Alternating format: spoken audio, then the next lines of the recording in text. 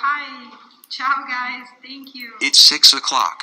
So, we are in New York in a beautiful gallery, and I'm here. Hi, Lila. Thank you for inviting the followers. Ciao, ciao. So, I'm here. Can you hear me okay, guys? How is the reception? Can you hear me? Orlando, hi. Where are you from, guys? Thank you. Thank you for inviting the followers. Thank you. Clearly, okay. Seattle, Atlanta, Indiana, Cali. Thank you. Ohio, Baltimore, Italy. You seem happier the side of Atlantic. Oh, yes. Thank you.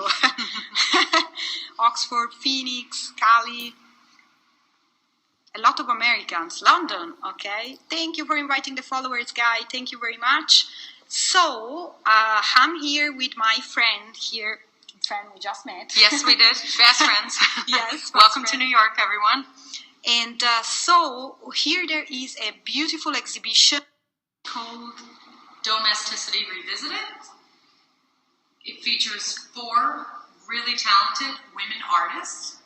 One of them, Central Italy, Michela Martello, and 3 other artists who are all working in a contemporary manner dealing with the domestic space and commenting on it in very different ways. It was curated by Rick Kinsell, a curator at the Vilcek Foundation here in New York. He saw a common thread in these talented works and how they could be juxtaposed to sort of start the discussion of the very personal realm of the domestic space in different ways. So maybe we can show you some. Sorry. So this is the work of Trisha Wright, who's an artist originally from the UK. I know we have someone from London on. Trisha Wright currently lives in New York, and she, in this series... Sorry, we are back. It was a phone call. Somebody called me, but keep going on. Okay, so this is the work of Trisha Wright. She's an artist from the UK who now lives in New York City. This series of hers is called Anaglypta Dreams, and you can see the wallpaper is referring to Anaglypta wallpaper from 19th century England, which was part of Trisha Wright's landscape growing up.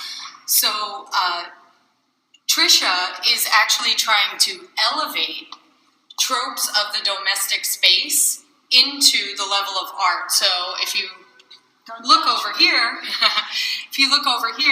you'll see this plumbing equipment that is part of the domestic space that Trisha has sort of put up on a heroic pedestal. She's really trying to start a dialogue with the fact that things in our domestic realm are sort of marginalized and seen as less important, yet they are visually part of our landscape. They make us who we are. You know, this wallpaper on a personal note was part of Trisha's direct domestic space. It looks industrial meet domestic. It does look industrial, yeah, absolutely. So if you pull back a little, you can kind of get a good sense of the series overall. It does have a very formalist element, and Trisha is quite aware of that, and she's commenting on the canon of art history as well as the domestic space intentionally to really take on the tropes of 20th century male-dominated art and elevate things of the quote-unquote woman's realm of the domestic space up to the formalism of high art. So here, Makes sense. yeah, you're welcome. Yeah, I can show you guys another piece where it does feel 3D. That's exactly what I was just going to say. Yeah. So yeah, each one of these works, actually there's a sculpture, a real 3-dimensional work that was built and constructed by the artist. In those works, are we in Manhattan or Brooklyn? We are in Manhattan. yes, Manhattan, by the Flatiron Building. So this is Trisha Wright's work as well. You can see if we come closer, this is a real 3-dimensional shelf that she created. This doily from the domestic space, this is the actual doily that I'm sure we're all familiar with. And she's sort of making a pun on formalism and painting the doily. So here she's taking on, some of you might be familiar with Barnett Newman's Man, Heroic, Sublime, red work that has these zips in them. Trisha Wright is really taking Barnett Newman on here and sort of elevating the domestic things that we were talking about in her other piece to this heroic, abstract, formalist level to sort of compete with them and say, you know, the things of our domestic space are just as formally and visually beautiful as anything else from, you know, abstract formalist art. So she's doing the same thing here with this piece is called Interrupted Chevron, and she's sort of taking ribbons and the ideas of gifts that are, you know, women's realm and craft materials and elevating it on that formalist level. So let's go also to watch Michela's works. Yes. We love it. She's Italian, she's from Tuscany, and she's a friend also. Yes. So this is my work, Michela Martello, if you want to move back a little. There's so much to see in this piece, and we actually have the artist here. We're lucky enough. So this piece, Find in the Dying That Which Is Eternal, Michela actually found this real skull of a deer in her backyard, and she here is honoring it really by pairing her own hair. This entire thread that might look like beads in the video is actually the artist hair. Some of you might be familiar with Victorian memorial pieces where the hair sort of was turned into a filigree almost, yes, and weaved to honor a person who has passed away. So here Michela actually, you know, so personal her art is, and yes, so spiritual her art is. She actually cut off her own hair that carries her DNA and that which is eternal, just as this deer's skull that she has painted gold in honor and tribute. So it really has almost a spiritual totemic quality to it, and in the background you can see this fantastic merging. It's not fake, it's real. Yeah, it's real. It's a real hair. In the background you can see this wonderfully faint landscape that sort of harkens to Asian tapestries, but she also has graffiti art inspiration right within the middle of that landscape. So Michela really pulls information and inspiration from all parts of the world throughout art history to create these deeply personal, spiritual, contemporary works that are quite moving. We've experienced so many people connecting with her work. So you can see very different from Trisha Wright, but nonetheless a contemporary artist who's really, really contemplating the personal space in different ways. It's like a mala. Thank you, you're right. Yeah. There's another work here by Michela that, this whole wall is Michela. This one in the center is called Detroit Atlantis. So it's really speaking to this once great American city that is now lost. Shroud of Turin, oh, that's beautiful. And you can see there's this, it's camouflage the closer you get. The fabric that she's actually working on, beautiful, beautiful textures, and it's really abstract and impactful, but when you get close to it, there's this rawness and almost what we would refer to as outsider art or folk art, which certainly has been in the mainstream contemporary canon for a long time, but Michela's really a master at merging all of those. Yes. And I really love the muted raw textures that come through in her work. You can see the edges of her fabric are intentionally left really textured and raw and visceral, so you get the sense of the artist's hand really touching each area of her works. I also love this one. Yes. Losing My Religion. If any of you are REM fans, you will love the title of this work just as I did.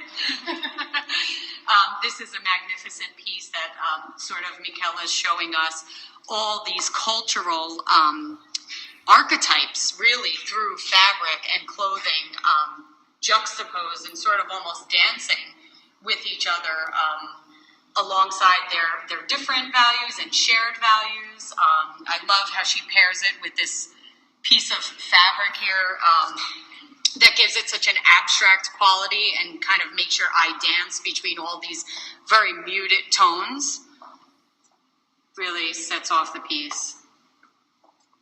Oh, we've got Radiohead fan, but REM is a favorite. Fantastic. Thank you. Thank you.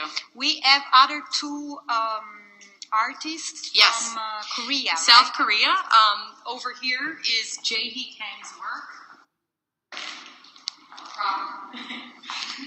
So this work, I'm going to actually show you something that tells a little bit how the artists create this work. So you can see this piece here. This is how she originally created it. It's an old, small, antique blue refrigerator.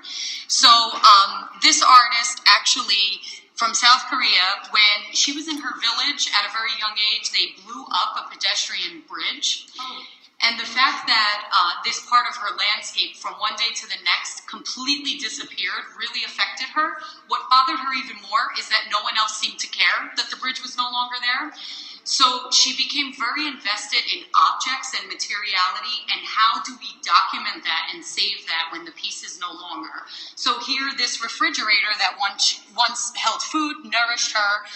You can see the level of personal connection to material things. She decided to start draping fabric over the piece, and with this pressing frottage method, she uses charcoal and paints to document the exact lines and shape of the object. So here, this is exactly how she made it from the original refrigerator. So she's really just pressing and creating a duplicate image. When you pull it up, that's the finished artwork, and I'll show you what it looks like. Oh. When you pull this up and hang it on the wall, this is what she considers the finished artwork. That is what it looks like. It's really, to me, a contemporary take on blowing up perspective. Yeah. In the way that Picasso and Braque certainly did with Cubism and looking at things from a different side. Clever. Yeah, it's magnificent. We actually have some pieces in the back that we can walk to. She did the same thing with a chair and a fire exit. And I didn't thought about the Picasso reconstruction. yeah. Well, when you see it like this, Yes, I think it yes. comes to life in a Yes. better way. Yeah. So this piece that we're showing on the floor, sort of just to hearken to non-traditional art, can be shown, take it off the wall on the floor. She did the same thing with a chair and press down and then actually repaints on top of the object. Over here on the wall, we have the same process with a fire exit door. If any of you were in New York City, non-traditional. Non-traditional question mark, meaning it's art, yes. Kind of hearkening back to the 60s, the idea that someone would throw art on the floor, or even if you think about the turn of the 19th century, the fact that a two-dimensional object would not be hung on the wall was non-traditional. So, and you can also see the way the fabric, like Michela's, is raw. There's a very raw, handmade quality to it. I don't know if it's coming through. Yes, definitely, there's an abstract quality. You can see... Wait, can you say hello to my grandson, Ryder? Sure. Hi, Ryder. Hi. Welcome to New York. Yeah. I hope you like the art. So you can see here, Jae-hee, this is the process. This is a documentary photograph, again, of how she created it. So this is a familiar object to anyone who's been a New Yorker over the last few decades. A yellow fire door was kind of like a staple in most public spaces and an office. So here she's affixing that muslin fabric and pressing and doing the same frottage method. And again, we have this fantastically overwhelming, beautiful final product of an image. And you can even see the artist leaves the mark of her documenting the measurements of the exact object. So very, very personal, very connected to materiality and realizing that. Great colors, yes, they are. I'm glad it's coming through because they are fantastic. Yeah, and the textures of the charcoal and the paint really set each other off in a great way. Yeah. So the last one, and then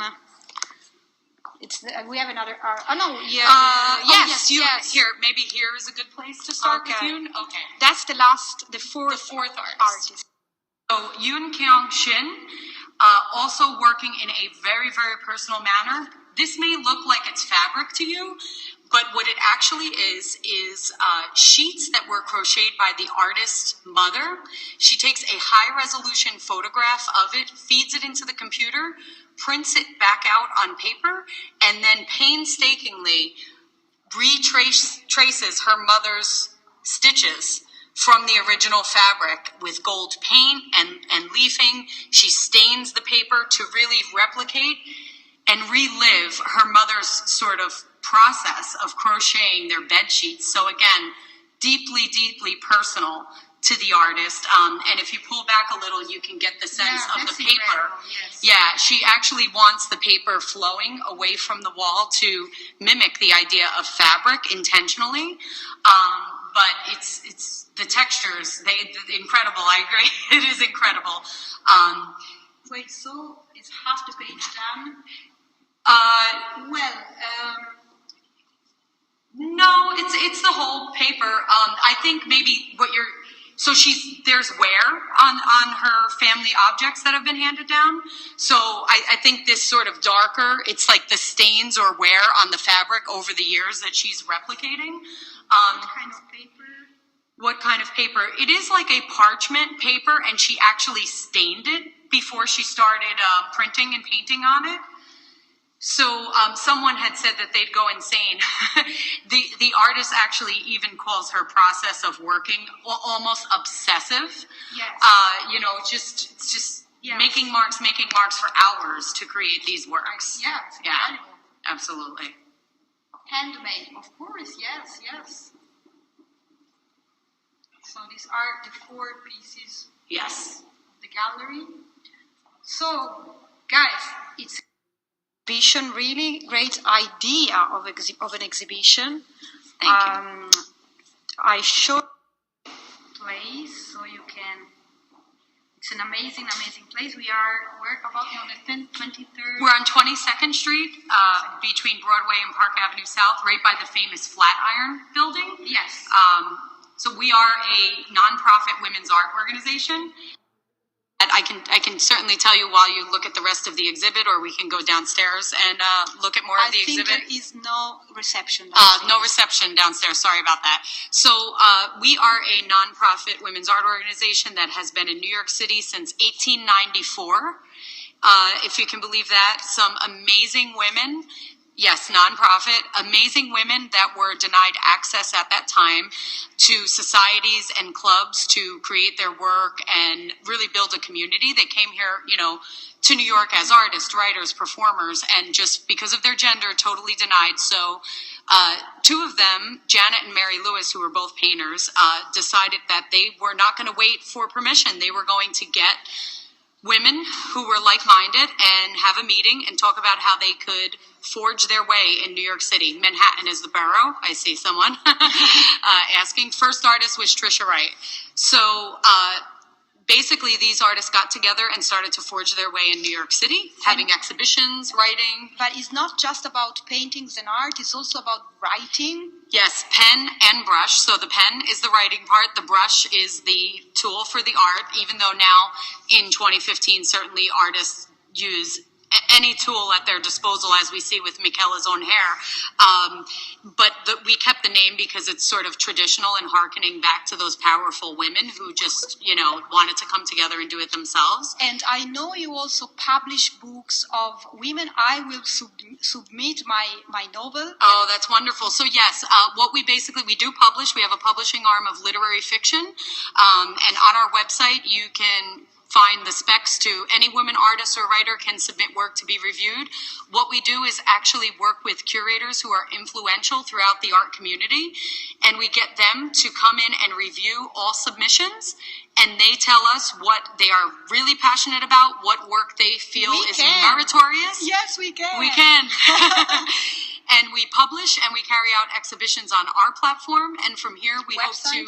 Yes, website, penandbrush.org. penandbrush.org. All spelled out. Yeah, go on the site and read, everything and submit your work if you have a novel or... Yes, poetry. We accept literary fiction, so novels, novellas, short poems, long format poems. Everything's outlined on our site. We have a fantastic group of people. Penandbrush.com, right? .org. Yeah, .org. You got it. .org. Penandbrush.org. O-R-G, yes. So you can submit your work. We actually publish ebooks through all of the big distributors, Kobo, Barnes & Noble, Amazon, iBooks, and we also publish on our website directly. Hi, Sherry. So, Ciao. I think you have to watch the replay. It was a really interesting scope. Thanks to my friend that really explained to us in a very special way this exhibition, penandbrush.org, yes. And nothing, now we close and say bye to all of you, my Perry family from New York. Yes, penandbrush.org. Ciao, Cheryl. Thank you for inviting the followers. Thank you. Yes, share, because I think this, this organization is really, really interesting for women, but not just for women. right. To know. And Yeah, absolutely, for women, but we as you can see, it's a show of 4 extremely talented women artists, and we have 4 extremely talented women writers on our website published as well. So, it is for women in terms of submitting their work, but really, as all art, it's for everyone to read and enjoy and visit, and be exposed to new ideas and good thoughts, just like you've seen here today. So thank you for spending your time with us. my dream is one day maybe I will be here for a reading of my book. Yes, we Who do. knows? We do have readings. You do have readings. Yes, absolutely. We have a whole host of events coming up in January in support of literature. We're going to be taking over the space with literature and sort of blowing up what the idea of the book is and immersing viewers in words and thoughts and areas to read. So check us out. Yeah. Thank you for sharing. Thank you guys for being with us. Just quick last view of the space. Michela Martello was the artist there, but we will have an interview, a special one with her. Yes. Thank you guys for being with us. Thank you for the hearts. See you later from New York, and ciao. Ciao. Bye bye. Grazie. Grazie. Grazie.